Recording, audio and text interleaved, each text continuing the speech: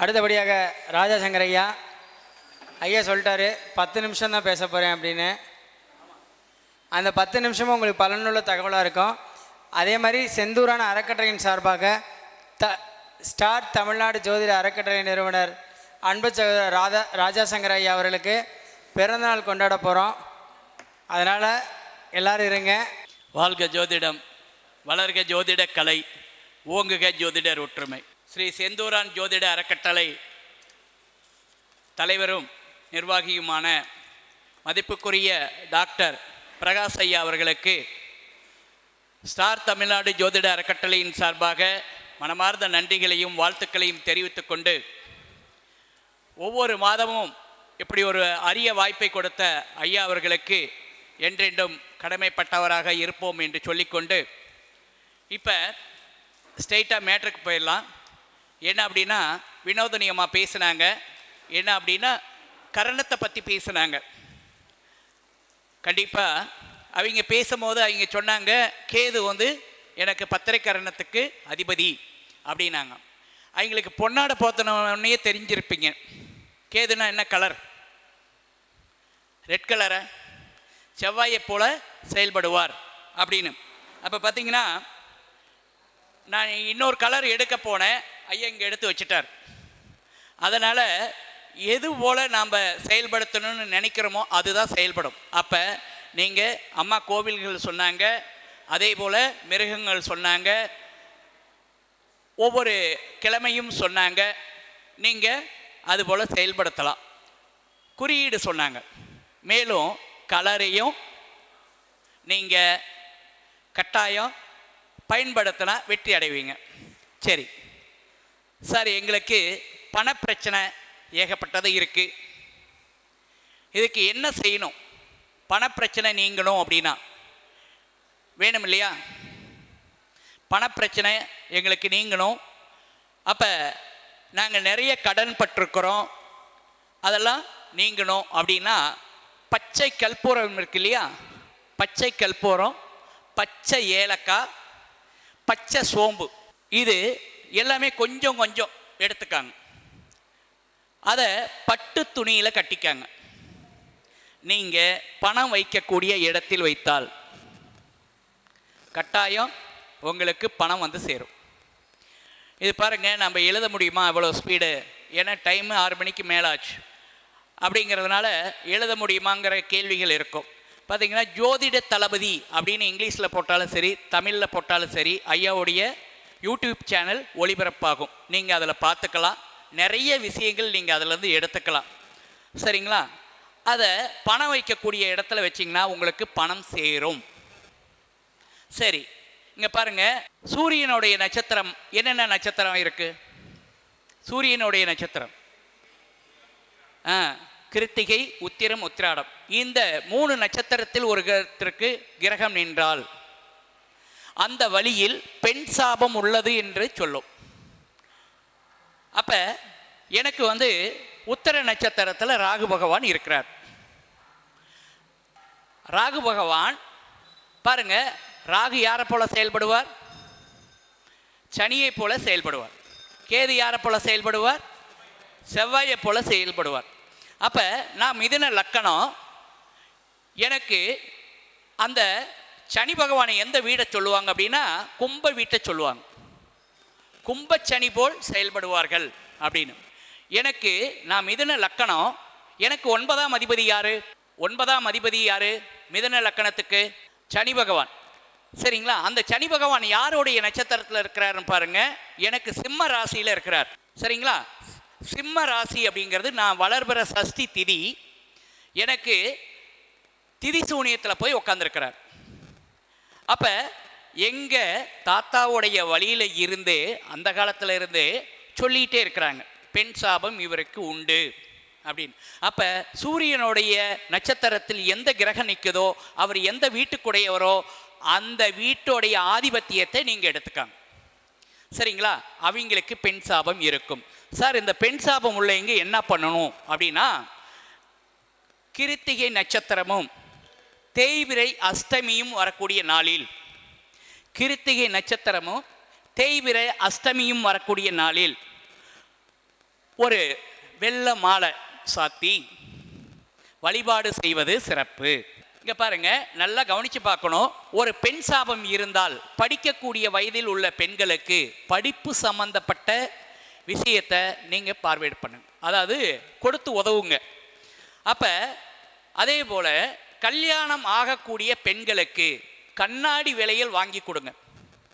பெண் சாபம் எவ்வளவு இருந்தாலும் 7 ஜென்மத்தில் இருக்குது சார் எங்களுக்கு அப்படிம்பாங்க.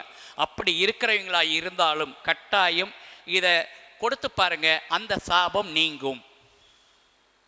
அப்போ கிருத்திகை நட்சத்திரமும் அஷ்டமி திதியும் வரக்கூடிய நாள், தேய்பிறை அஷ்டமி. எங்கள் வீட்டுக்காரம்மா பிறந்தது தேய்பிறை அஷ்டமி. சரிங்களா? அப்படி இருக்கும்.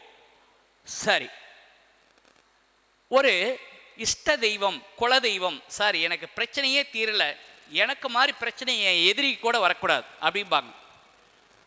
எனக்கு மாதிரி பிரச்சனை என் எதிரிக்கு கூட வரக்கூடாது. அப்போ உங்கள் வீட்டுக்கு பக்கத்தில் உள்ள கோவில், எந்த கோவிலாக இருக்கலாம், ஒரு அரச மரத்தடி விநாயகராக கூட இருக்கலாம். அந்த விநாயகர்கிட்ட வெற்றி பெற்ற கடவுள் யார்? விநாயகர். சரிங்களா? அப்போ அந்த விநாயகர்கிட்ட ஒரு கற்பூரம் ஒளி அப்படின்னு ஏற்றுனீங்க அப்படின்னாவே வளர்ச்சின்னு அர்த்தம். சூரிய உதயமாச்சுன்னா என்னாகும்? வெளிச்சம் வரும். அப்போ உங்கள் குடும்பத்துக்கு வெளிச்சம் உருவாகும். அப்போ விநாயகர்கிட்ட போய் ஒரு கற்பூரமோ ஒரு நெய் விளக்கோ ஏற்றிட்டு உங்களுடைய கோரிக்கையை தொடர்ந்து 7 நாட்கள் சொல்லும் பொழுது என்ன மனசில் நினச்சிட்டு இருக்கிறீங்களோ அது உங்களுக்கு நடக்கும். அதேமாரி இந்த 7 அப்படிங்கிறது என்ன பாவகம்? கூட்டாளி, நண்பர்கள், ரெண்டும் ஒரே விஷயந்தான். இன்னொரு விஷயம், மெயினான விஷயம் இருக்குது. 7ஆம் இடம் கலத்தரம். ஒருத்தருக்கு திருமணம் கைகூடி வரலை அப்படின்னா அவங்க 7 நாட்கள் தொடர்ந்து எந்த தடைகள் வந்தாலும் 7 நாட்கள் தொடர்ந்து எந்த கோவிலுக்கு வேணாலும் போயிட்டாங்கன்னா அவங்களுக்கு திருமணம் கைகூடி வரும். பாருங்க, நம்ம வினோதினி அம்மா சொல்லும் போது அவங்க என்ன நம்பர் பற்றி சொன்னாங்க? என்ன நம்பர் பற்றி சொன்னாங்க? 7ஆம் நம்பரை பற்றி சொன்னாங்க. அப்போ ரோட்டில் ஒரு சவுண்டு கேட்டுட்டு போச்சு தெரியுங்களா? மங்கள இசை அப்படின்னு சொல்லுவாங்க. யாருக்கெல்லாம் அந்த அம்மா வினோதினி அம்மா சொன்னதையும் நீங்கள் இந்த தொடர்ந்து 7 நாட்கள் கோவிலுக்கு போகும்போதும் உங்கள் வீட்டில் சுப நிகழ்வு நிகழும். சரிங்களா? அப்போ 9 நாட்கள் நீங்கள் 9 நாட்கள் கோவிலுக்கு விடாமல் போனீங்கன்னா 9 நாட்கள் விடாமல் போனீங்கன்னால் அவங்களுக்கு வீட்டில் உள்ள வறுமையும் தரித்திரமும் நீங்கும். 9 நாட்கள் நீங்கள் போனால் போதும். அதேமாரி சார் எங்களுக்கு கடன் அதிகமாக இருக்குது, கடன் குறையணும் அப்படின்னா 11 நாட்கள் போகணும். 11ஆம் நம்பர் அப்படிங்கிறது 11ஆம் பாவகம் அப்படிங்கிறது எந்த வீட்டை சொல்லும்? கும்பம். ரைட்டு, கும்பம். அப்போ 11 அப்படிங்கிறது வெற்றி, ஆசைகள், எண்ணங்கள், லாபங்கள் அப்படின்னு சொல்லக்கூடிய வீடு கும்ப வீடு.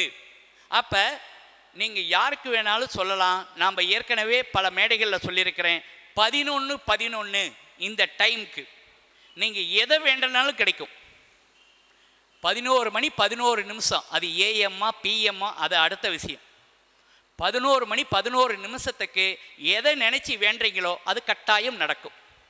இதை செய்யறதுல என்ன கஷ்டம் நமக்கு?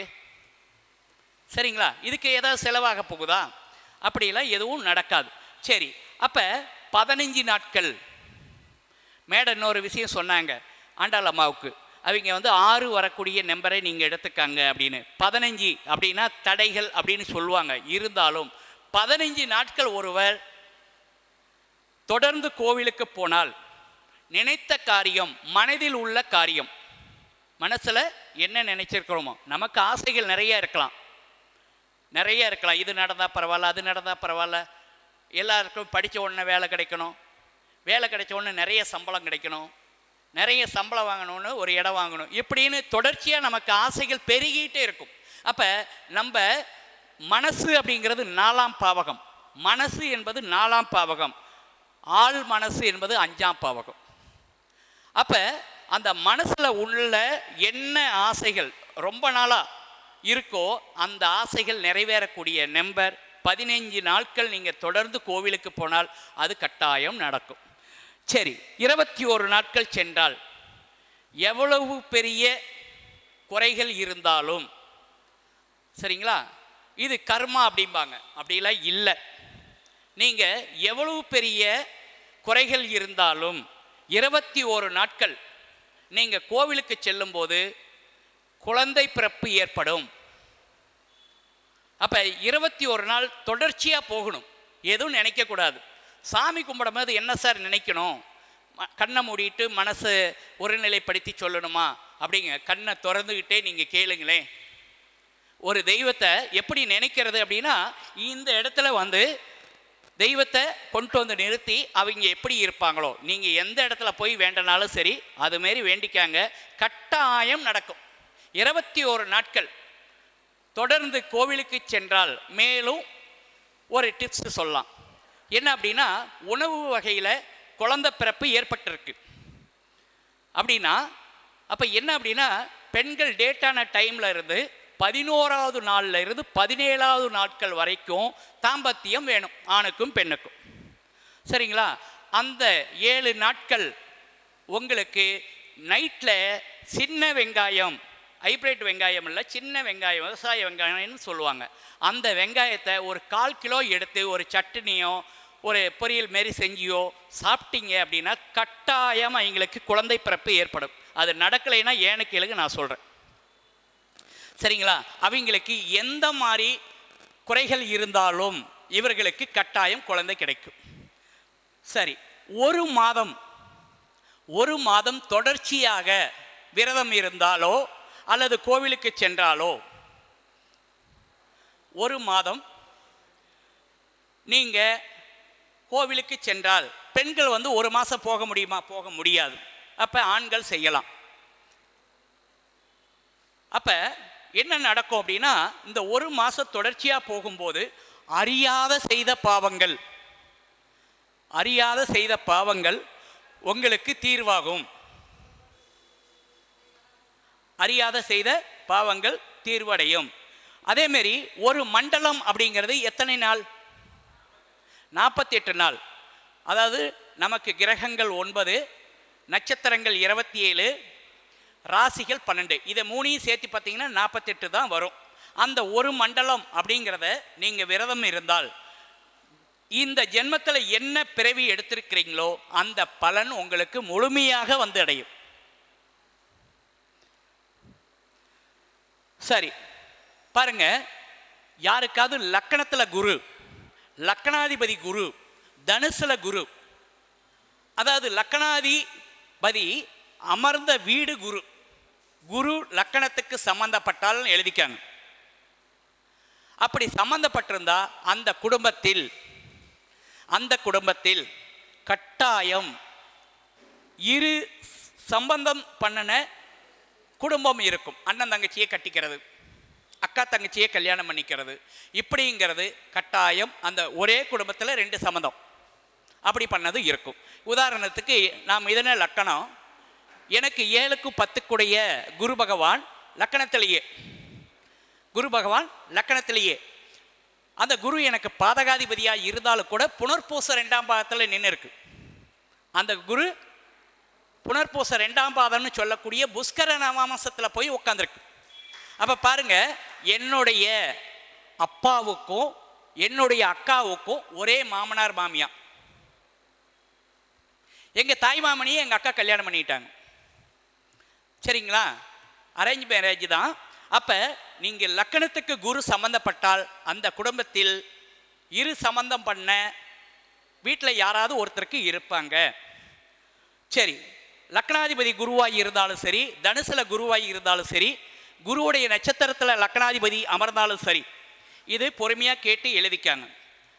குரு சனி யாருக்கு லக்கணத்தில் இருக்கோ, குரு சனி யாருக்கு லக்கணத்தில் இருக்கோ, அல்லது லக்கணாதிபதிக்கு தொடர்பு இருக்கோ, அல்ல லக்கணாதிபதிக்கு சாரம் கொடுத்துருக்கோ, அப்படி இருக்குன்னு வச்சுக்காங்களேன், அவங்களுக்கு கட்டாயம் பின்யோகம் நற்பலனை தரும். ஒருத்தருக்கு பாருங்க, ஆரம்பத்திலேருந்து கஷ்டப்பட்டுக்கிட்டே இருக்கிறான் அப்படின்னா, சார் நான் எப்போ சந்தோஷமாக இருப்பேன்? ஆரம்பத்திலேருந்து சந்தோஷமாக இருந்தீங்க, 35 வயசுக்கு மேலே சந்தோஷம் பறி போயிடும். யார் 35 வருஷம் வரைக்கும் கஷ்டப்பட்டுருக்கிறாங்களோ அவங்க வாழ்க்கை சூப்பராக இருக்கும். பின்யோகம் அருமை. சரி, வீட்டுக்கு எதிரே பள்ளம் இருந்தால், வீட்டுக்கு அருகே பள்ளம் இருந்தால், எதிர்த்தாப்புல எதிரே பள்ளம் இருந்தால், ஒரு கிணறோ ஒரு குளமோ ஒரு குட்டையோ பார்க்குற தலைவாசல்ல இருந்து இருந்தால் அவங்களுக்கு நல்ல பலன் கிடைக்காது, இருக்கக்கூடாது. சரி, இங்க பாருங்க, வீட்டுக்கு இது வடக்கு, இது கிழக்கு. வடகிழக்கில் யாருக்கு ஒரு கம்பமோ ஒரு மரமோ ஒரு குட்டோ, அதாவது வீட்டுக்கு நேராக இந்த மூலையா அப்படி இருக்கு அப்படின்னா ஒரு 100 மீட்டருக்குள்ள இது சம்பந்தப்பட்டால் அந்த வீட்டில் ஆண் வாரிசு இல்லை. ஆண் வாரிசு இருந்தால் சிரமப்படுவார்கள். எந்த ஒரு குழந்தைக்காக ஒருவர் தாய் தந்தை கஷ்டப்பட்டு நாங்கள் போகாத கோவில் இல்லை, ஏறாத மலைகள் இல்லை, எங்களுக்கு குழந்தைய தவம் இருந்து பிறந்தவன் இவன் அப்படின்னு யார் ஒருவர் சொல்கிறாங்களோ அவங்க அந்த குழந்தைக்காக பின் வயதில் கஷ்டப்படுவார். சரிங்களா? சரி, பெரிய மரங்கள், வீட்டை விட உயரமாக மரங்கள் இருக்கக்கூடாது. முன்னாடி வாசப்படிக்கு முன்னாடி பெரிய மரங்கள் இருக்கக்கூடாது. அதேமாரி வீட்டுக்கு முன்னாடி, இப்போ இது வீடு, அதுக்கு நேர் என்ன இருக்குது? சந்து இருக்குது. இப்படி சந்து இருக்கக்கூடாது. அப்படி சந்து இருந்தால் அவர்களுக்கு பிரச்சனையை தரும், அந்த வீடு பிரச்சனையை தரும். தெருக்குத்துன்னு சொல்லுவாங்க, அதுக்கு பேர். தெருக்குத்து இருந்தால் அவங்களுக்கு அந்த வீட்டில் முன்னேறவே முடியாது. சரி, வீட்டுக்கு முன்னாடி பாருங்க, இந்த விருச்சக ராசி விருச்சக லக்கணம், மேசராசி மேச லக்கணம், இவங்களுக்கெல்லாம் வீட்டுக்கு முன்னாடியே ஒரு டிரான்ஸ்ஃபார்மோ ஒரு கரண்ட் கம்பமோ இருக்கும். சரிங்களா? அப்படி இருந்துட்டுச்சு அப்படின்னால் அந்த, அதாவது விருச்சகம் சம்பந்தப்பட்டால், விருச்சகம் லக்கணத்துக்கோ லக்கணாதிபதிக்கோ சம்பந்தப்பட்டால் அவர்கள் வீட்டுக்கு முன்னாடி குப்பை தொட்டி இருக்கும். சரிங்களா? குப்பை தொட்டியோ அல்லது கழிவு நீரோ சம்பந்தப்பட்டு இருக்கும். சரி, மனைவியை ராணியை போல நடத்தக்கூடிய ராசிகள் 2 தான். மனைவி சொல்லே மந்திரம் அப்படின்னு சொல்லுவாங்க. அப்படி இருக்கக்கூடிய 2 ராசி, அதாவது எல்லாம் சொல்லலாம், அப்படி இருப்பார் இப்படி இருப்பார், அம்மா பேச்சு கேட்பார், என் பேச்சு கேட்கவே மாட்டாங்க, இப்படியெல்லாம் சொல்லுவாங்க. அதெல்லாம் ஒரு பேச்சுக்கு மட்டும்தான். அதிக பாசம் வச்சிருக்கக்கூடியவங்க 2 பேர்த்துக்கும் இது அப்படின்னு பார்த்தீங்கன்னா துலா ராசியும் சிம்ம ராசியும் தான். மனைவி மேலே அதிக பாசம் வச்சிருக்கக்கூடியவர்கள் அவங்க தான். அவங்க பேச்சை கேட்காத இருக்க மாட்டாங்க. சரி, பூர்வீக சாபம் இருந்தால் என்ன சார் செய்யலாம்? பூர்வீக சாபம் இருந்தால் அவங்களுக்கு ஆண் குழந்தை பிறக்காது. பூர்வீக சாபம் இருந்தால் ஆண் குழந்தை பிறக்காது. அப்படி இருந்து விட்டால் நான் முதல்ல சொன்ன மாதிரி தான், எந்த குழந்தையை பெறாங்களோ அந்த குழந்தைக்காக கஷ்டப்பட நேருவார்கள். அதேமாரி ஒரு பெண் இருக்க இன்னொரு பெண்ணை கல்யாணம் பண்ணுறாங்க இல்லையா? ஒரு பெண் இருக்க இன்னொரு பெண்ணை, எனக்கு ஆண் வாரிசு இல்லை அதனால் இன்னொரு கல்யாணம் பண்ணுறேன் அப்படின்னு செய்கிறீங்க, நிம்மதியுடன் இருக்க முடியாது. எப்பேற்பட்ட கோடீஸ்வரனாக இருந்தாலும் சரி நிம்மதியாக இருக்க முடியாது. தாய் தந்தையருக்கு யார் ஒருவருக்கு கொடுமைப்படுத்துகிறாங்களோ, தாய் தந்தையரை கொடுமைப்படுத்துகிறாங்களோ, நீ இந்த வேலை செஞ்சாதான் நீ சாப்பிட்ணும், சும்மா இருந்துக்கிட்டுலாம் சாப்பிடக்கூடாது அப்படின்னு யாரெல்லாம் சொல்கிறாங்களோ கட்டாயம் அதற்காக அவர்களுடைய பிள்ளைகளிட்ட கட்டாயம் அது நடந்தே தீரும். நான் இந்த கோவிலுக்கு போய் செய்யலாமா? ஒரு அம்மா கேட்டாங்க. அவங்க தாய் தந்தையரை கொண்டுட்டு போய் முதியோர் இல்லத்தில் விட்டுட்டு இந்த அம்மா சொல்கிறாங்க, நான் போய் திருவண்ணாமலை கிரிவல பாதையில் நான் போய் அன்னதானம் பண்ணுறேன் அப்படின்னு சொல்கிறாங்க. இவங்களுக்கு என்ன புண்ணியம் கிடைக்கும்? நீங்கள் எந்த பாதையில் அன்னதானம் பண்ணாலும் இது கிடைக்காது, அந்த அன்னதானம் நிறைவு பெறாது அப்படின்னு நான் சொல்லிட்டேன். அப்போ தாய் தந்தையரை நாம் எப்படி பார்த்துக்கிறோமோ அதே போல தான் நம்ம பிள்ளைங்க நம்ம பசங்க அதே போல் நடந்துக்குவாங்க.